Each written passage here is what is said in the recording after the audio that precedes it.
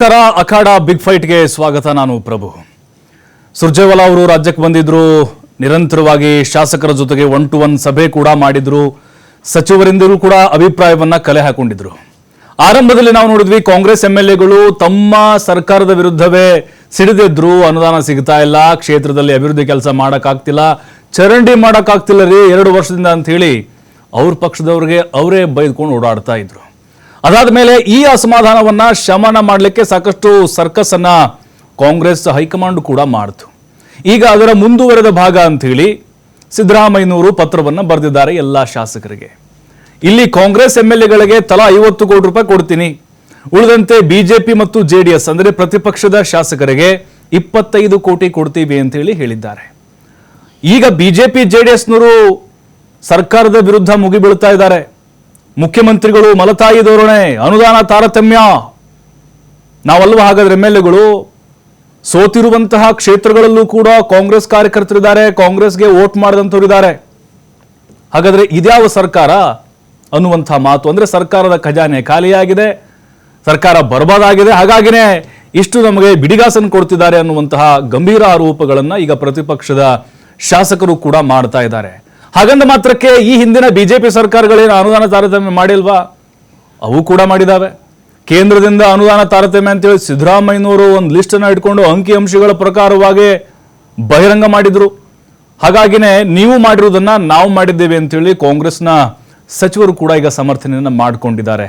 ಇದೆಲ್ಲದರ ಬಗ್ಗೆ ಚರ್ಚೆನ ಮಾಡಲಿಕ್ಕೆ ನಮ್ಮ ಜೊತೆಗೆ ಅತಿಥಿಗಳು ಕೂಡ ಇದ್ದಾರೆ, ಅವ್ರನ್ನ ಸ್ವಾಗತ ಮಾಡ್ತೀನಿ. ಮೊದಲದಾಗಿ ಬಿಜೆಪಿ ವಕ್ತಾರಾಗಿರುವಂತಹ ಕಾಂತಿ ಶೆಟ್ಟಿ ಇದ್ದಾರೆ. ಮೇಡಮ್ ನಮಸ್ತೆ, ಕಾರ್ಯಕ್ರಮಕ್ಕೆ ಸ್ವಾಗತ. ನಮಸ್ತೆ.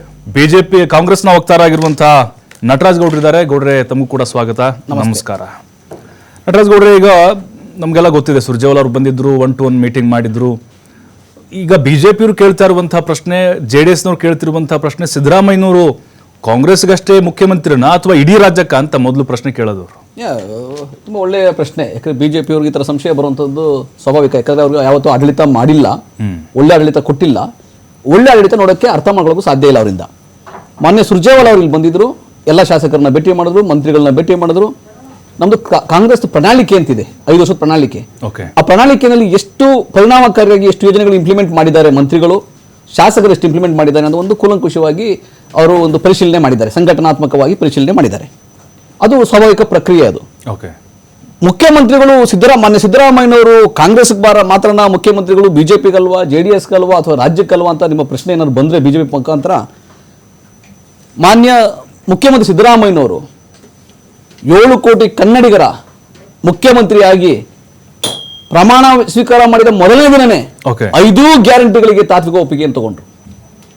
5 ಗ್ಯಾರಂಟಿಗಳಿಂದ ಸುಮಾರು 5 ಕೋಟಿ ಕನ್ನಡಿಗರು ಒಂದಲ್ಲ ಒಂದು ಗ್ಯಾರಂಟಿಯ ಫಲಾನುಭವಿಗಳಾಗಿದ್ದಾರೆ. ಇದರಲ್ಲಿ ಬೇಜಾರು ಕಾಂಗ್ರೆಸ್ನವರು ಮಾತ್ರ, ಬಿಜೆಪಿ ಮಾತ್ರ, JDS ಅಂತ ಇಲ್ಲ.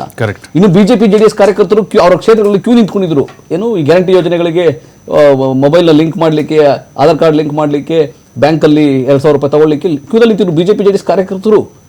ಅದು ಸ್ವಾಗತ, ಅದು ಒಳ್ಳೆ ಕೆಲಸ. ಇಲ್ಲ, ನಾನೇನ್ ಹೇಳ್ತೀನಿ ಅಂದ್ರೆ ಅವರೂ ಕೂಡ ಇದ್ದಾರೆ, ಅವ್ರು ಬಿಟ್ಟಿಲ್ಲ ಅಂತ. ಅವರ ಪ್ರಶ್ನೆ ತಾನೇ ಅದು, ಬಿಜೆಪಿ ಅವರ ಪ್ರಶ್ನೆ. ಇದು ಕಾಂಗ್ರೆಸ್ ಮಾತ್ರ ಮುಖ್ಯಮಂತ್ರಿಗಳಂತ. ನಾನೇ ಕಣ್ಣಾರ ನೋಡಿದ್ದೀನಿ.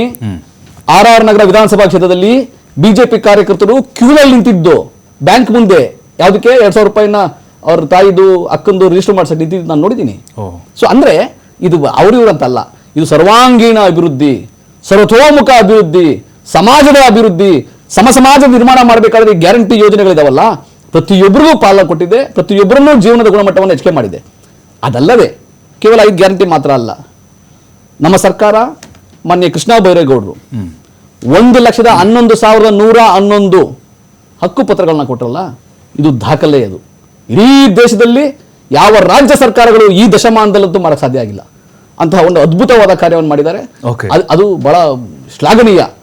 ನಮ್ಮ ಸರ್ಕಾರ ಬಂದ ತಕ್ಷಣನೇ ಮಾನ್ಯ ರಾಮಲಿಂಗಾರೆಡ್ಡಿ ಅವರು 3,500 ಬಸ್ಗಳನ್ನ ಕೊಂಡ್ಕೊಂಡ್ರು. ಫಸ್ಟ್ ಇಯರಲ್ಲೇ ಹಣಕಾಸಿನ ಕೊರತೆ ಇದ್ರು ಕೂಡ ಎಂತಹ ಯೋಜನೆ ಅದು.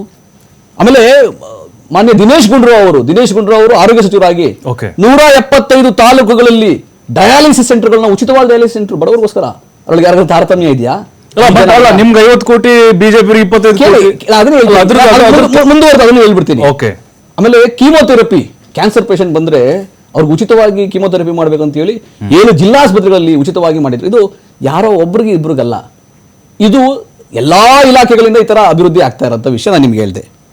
ಈ ವಿಶೇಷ ಅನುದಾನ ಅಂತ ಇರ್ತದಲ್ಲ, ಆ ವಿಶೇಷ ಅನುದಾನವನ್ನು ಯಾರಿಗೆ ಕೊಡಬೇಕು ಯಾರಿಗೆ ಬಿಡಬೇಕು ಅನ್ನೋದು ಒಂದು ತೀರ್ಮಾನವನ್ನು ಮಾನ್ಯ ಮುಖ್ಯಮಂತ್ರಿಗಳಿಗೆ ಮಾತ್ರನೇ ಅಧಿಕಾರ ಇರೋದು.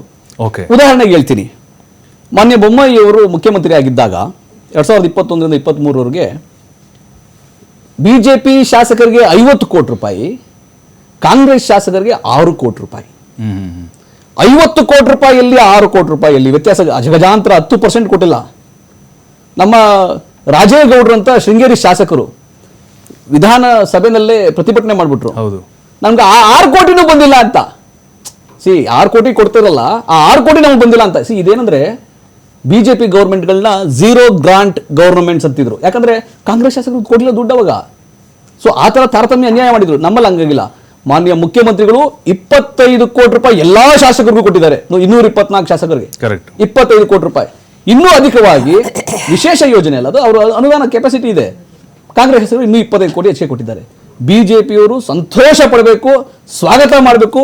ಮುಖ್ಯಮಂತ್ರಿಗಳು ನಿಜವಾಗಿ ಹೇಳ್ತೀನಲ್ಲ, ಇಂತಹ ಅದ್ಭುತವಾದ ವಿಶಾಲ ಹೃದಯದ ಮುಖ್ಯಮಂತ್ರಿಗಳು BJPನ 4 ಮುಖ್ಯಮಂತ್ರಿಗಳಾಗಿರು, ಒಬ್ರು ಇರಲಿಲ್ಲ. ಈ ನಿಜವಾಗಿ ಹೇಳ್ತೀನಲ್ಲ, BJP ಸ್ವಾಗತ ಮಾಡಬೇಕು. ಅಲ್ಲ ಮೇಡಮ್, ಈಗ ಅಷ್ಟಾದ್ರೂ ಕೊಟ್ಟಿದಾರಲ್ಲ, ಖುಷಿ ಪಡಿ. ಝೀರೋ ಗ್ರಾಂಟು ನಿಮ್ಮ ನೀವ್ ಹೆಂಗ್ ಮಾಡಿದ್ರು ಅವರು ಹಂಗೆ ಮಾಡ್ತಾ ಇದ್ದಾರೆ. ಬೊಮ್ಮಾಯಿ ಅವರು ಇದ್ದಾಗ ನಿಮ್ಮ